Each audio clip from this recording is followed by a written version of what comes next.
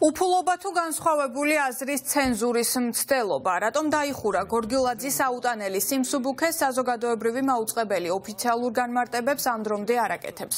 თუმცა ტელევიზიის მენეჯმენტი, რომელსაც სახელმწიფო ბიუჯეტიდან დაფინანსება მომავალ წელს 100 მილიონზე მეტი ექნება, ერთ-ერთ ყველაზე ყურებად გადაცემას ფორმალურად ფინანსური რესტრუქტურიზაციის გამო აუქმებს. ამ მოულოდნელ გადაწყვეტილებას საზოგადოების პროტესტი მოჰყვა და შეიქმნა პეტიციაც, რომლის ადრესატი საზოგადოებრივი მაუწყებელი ხელმძღვანელობა. რას მოითხოვენ პეტიციის ავტორები და რეალურად რას უკავშირდება დავით გორგილაძის გადაცემის ეთერიდან მოხსნა. ნინი ჟიჟიაშვილი არკვევს დეტალებს და ახლა ის შემოგვიერთდება პირდაპირ ეთერში. თათია, პეტიციის ავტორებს აქვთ ერთადერთი მოთხოვნა, რომ საზოგადოებრივი მაუწყებლის ეთერიდან არ მოიხსნას დავით გორგილაძის გადაცემა, დავით გორგილაძის აუტანელი სიმსუბუქე. როგორც მას ჰქვია, ყველასთვის ცნობილია, რომ ეს გადაცემა არის ბოლო დროს განსაკუთრებით პოპულარული თოქ-შოუ, რომლის სტუმრებით ჩვეულებრივ არიან ხოლმე კულტურული სფეროს წარმომადგენლები, საზოგადოებისთვის კარგად ნაცნობი და მათ შორის დაფასებული წარმომადგენლები და ეს გადაცემა ყველა თაობაში ძალიან დიდი პოპულარობით სარგებლობს. ყოველ შემთხვევაში ასე იყო ნამდვილად.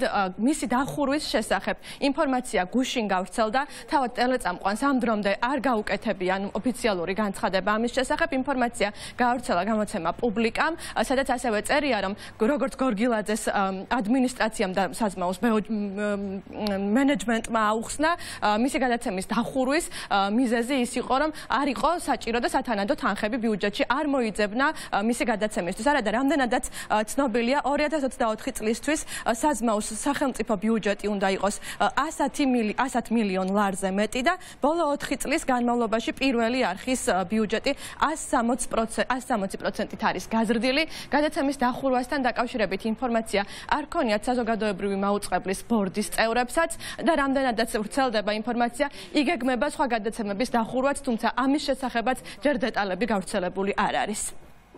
პეტიცია შევქმნი 1 საათზე ცოტა მეტი ხნის წინ. მას აქვს ერთადერთი მიზანი, რომ გამოხატოს საზოგადოების აზრი დავით გორგილაძის გადაცემის დახურვასთან დაკავშირებით. ეს გადაცემა გადიოდა საზოგადოებრივ მაუწყებელზე და შესაბამისად საზოგადოებრივი მაუწყებელი არ არის კერძო ტელევიზია, ის არის საჯარო სიკეთე, ეკუთვნის ხალხს და ვალდებულია მოემსახუროს ხალხს. სხვას ვერაფერს ვერ ვიფიქრებ გარდა ცენზურისა, მარტივი მიზეზის გამო, იმიტომ რომ ეს ასე ვთქვათ, წარმოების კუთხით არ არის მაღალბიუჯეტიანი გადაცემა, არც ბევრი წამყვანი არ ყავს, არც განსაკუთრებულ სტუდიას არ საჭიროებს, ხო, ერთ-ერთი ყველაზე უფრო მოკრძალებულ ბიუჯეტიანი გადაცემაა და დათო, რა თქმა უნდა, თვითონ როგორც ფიგურად, არა მხოლოდ დათო, არამედ დათო, ვისაც მასპინძლობს ის ადამიანები, ეს არის კრიტიკულად მოაზროვნე, საღად მოაზროვნე, განათლებული ადამიანები, რასაც ასე უშინდება ჩვენი ხელისუფლება. არ ვიცი, რა და რა გადაცემები არის დახურული, რა მიზეზით არის დახურული, როგორი საბიუჯეტო ცვლილებები ახლავს ამ პროცესთან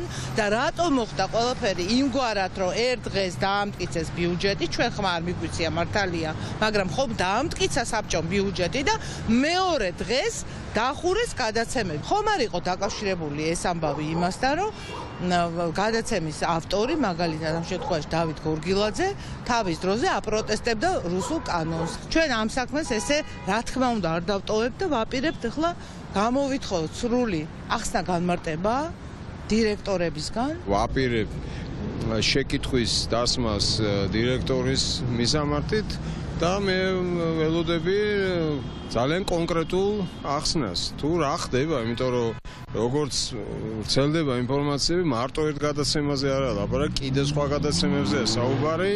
და საერთოდ მე მგონი დირექტორმა გაგვარკვიოს და აგვიხსნას თუ რასთან გვაქვს საქმე, რა მოვლენასთან გვაქვს საქმე, რატომ უნდა გაქრეს აი ესეთი ტიპის გადაცემები ეთერიდან. მე ამას ჩვენ აუცილებლად გავაკეთებთ, ვფიქრობ, ორშაბათს უკვე გავუგზავნით შესაბამის კითხვებს და რაც შეიძლება სწრაფად ველოდებით პასუხებს.